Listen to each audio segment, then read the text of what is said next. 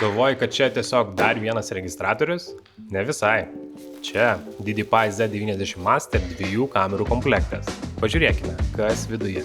Pirmiausia, instrukcijos, montavimo lipdukai, maitinimo laidas ir laidas galiniai kamerai prijungti. Galinė kamera filmuoja 4K raiška iki 25 kadrų per sekundę, o tai gan retas privalumas tokio tipo komplektuose. CPL filtras padeda sumažinti atspindžius nuo priekinio stiklo,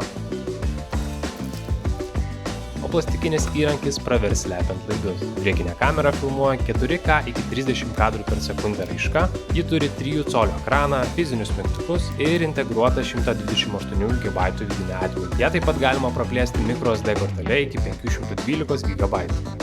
Papildomai gavome ir 4G modulį.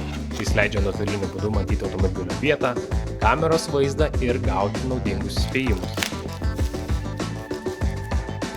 Realius vaizdo pavyzdžius, palyginimą su DidiPi Z60 Pro ir mūsų galutinį verdiktą jau greitu metu rasi nuxtech.lt.